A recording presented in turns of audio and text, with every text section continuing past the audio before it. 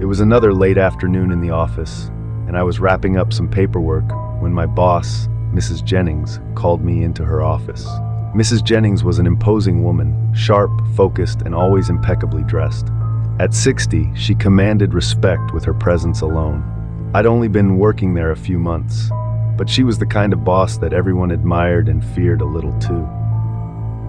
"Jeff, could you come in here for a minute?" Her voice was calm but firm, the kind that left no room for argument. I grabbed my notepad and quickly made my way down the hall to her office. As I entered, she was sitting at her desk, her reading glasses perched on her nose as she glanced up at me. The late afternoon sun poured in through the windows behind her, casting a golden glow around the room. "Close the door, please," she said without looking up.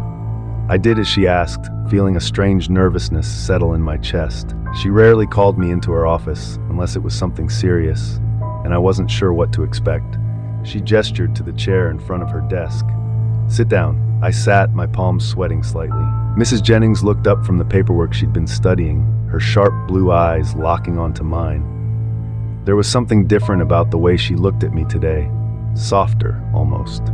"You've been doing good work around here, Jeff," she said, leaning back in her chair. "I've noticed." I let out a breath I didn't realize I'd been holding. "Thank you, Mrs. Jennings. I'm just trying to do my best."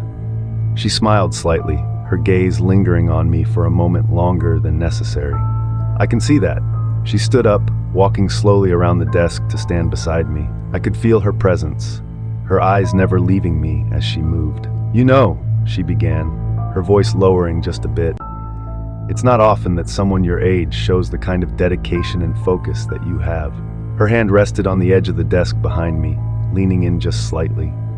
"If you enjoyed this video, consider liking my video."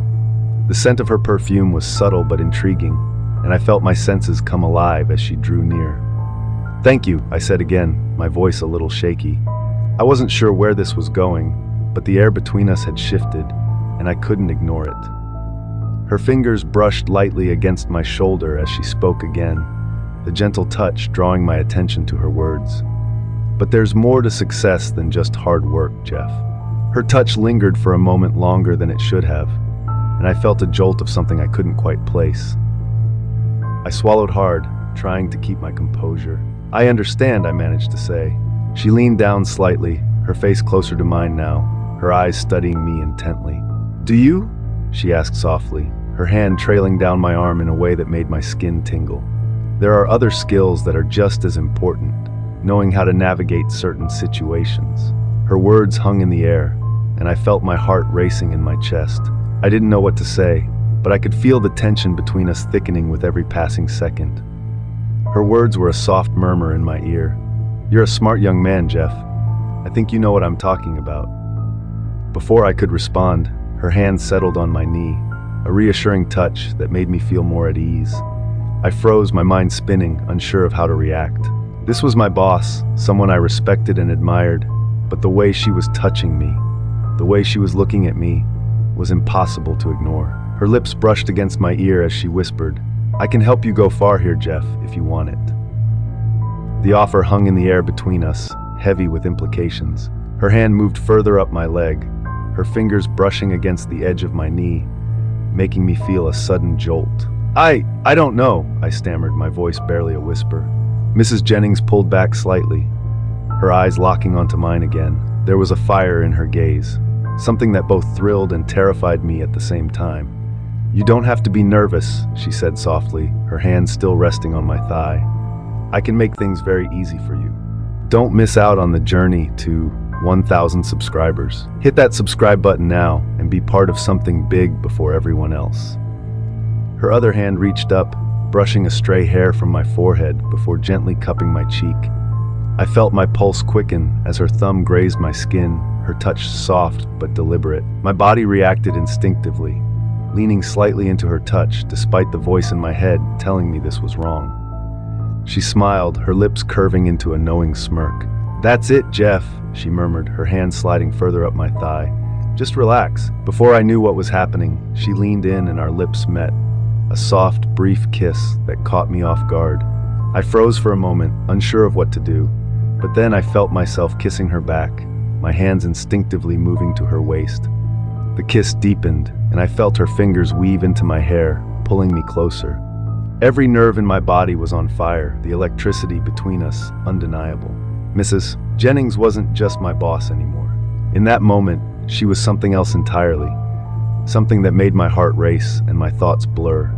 Her voice was low and soothing, sending a sense of calm through me.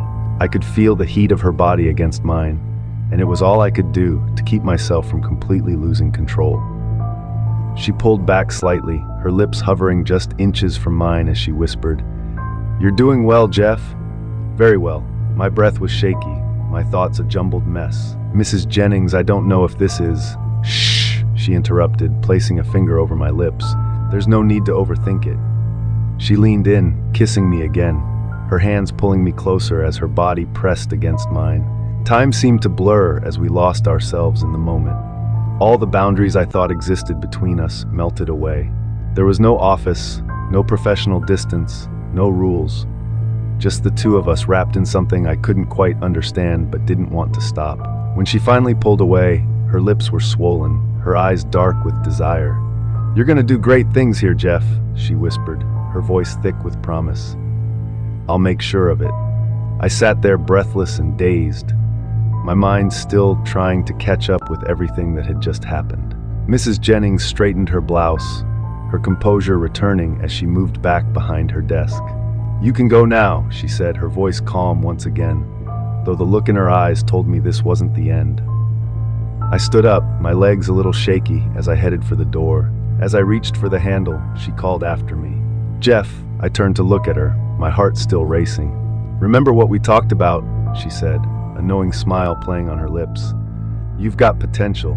I nodded, my throat dry, before quickly leaving her office, my mind spinning with everything that had just transpired. I walked out of Mrs. Jennings' office, my head still spinning, trying to process everything that had just happened. My heart pounded in my chest, and I could still feel the warmth of her touch lingering on my skin. I made my way back to my desk, but it was impossible to focus. My thoughts kept drifting back to the way her lips had felt against mine, the way she had looked at me with that mix of control and desire. For the next few days, things were different in the office. Every time I passed by Mrs. Jennings' office, I felt her eyes on me.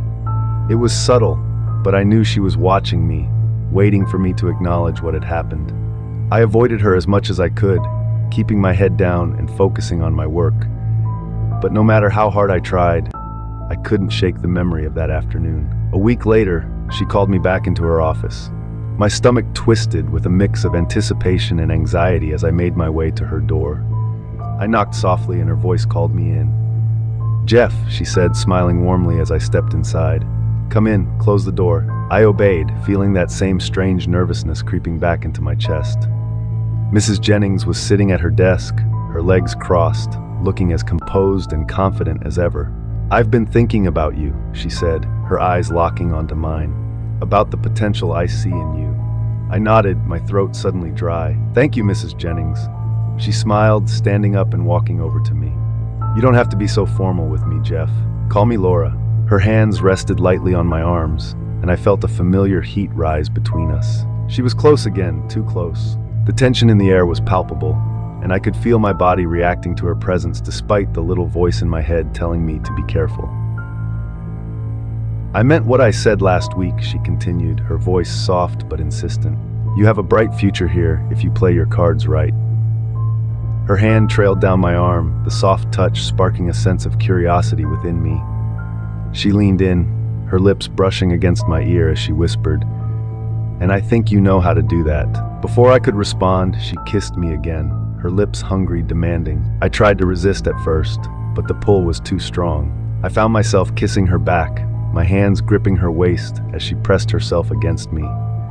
The fire between us reignited, and all thoughts of right and wrong blurred in the heat of the moment. Her hands were on my arms, pulling me closer until we were standing face to face.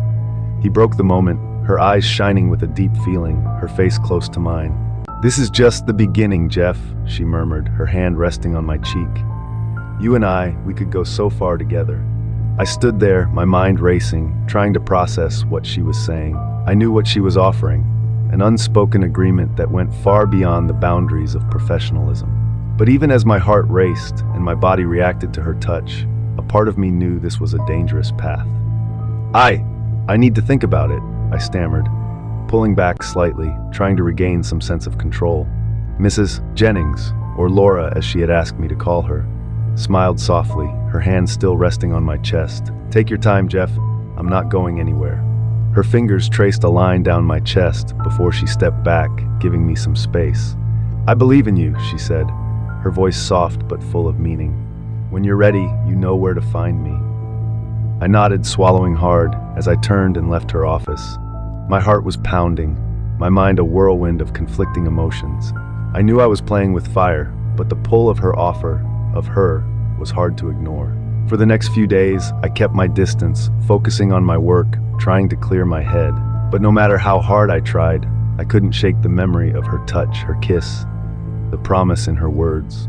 Every time I saw her, whether in meetings or passing by her office, I felt the tension between us, like a live wire just waiting to spark. Then one afternoon, she called me into her office again. This time I knew what was coming.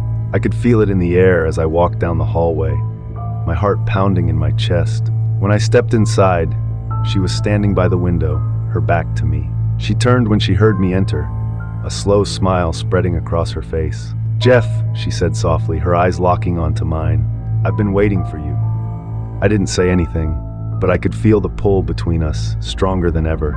She walked toward me, her movements slow and deliberate, until she was standing right in front of me, her hand resting lightly on my chest. "You've thought about what I said, haven't you?" she whispered, her lips just inches from mine. I nodded, unable to find the words. She smiled, her hand trailing down my arm, her touch sending shivers through me. "Good," she murmured, leaning in to kiss me once more, sealing the unspoken agreement between us. From that moment on, everything changed. Laura and I became something more than just boss and employee. Something that existed in the quiet corners of the office, behind closed doors, in stolen moments where the lines between professional and personal blurred.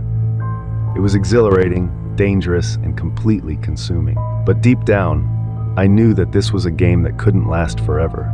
The question was, how far would it go before everything came crashing down?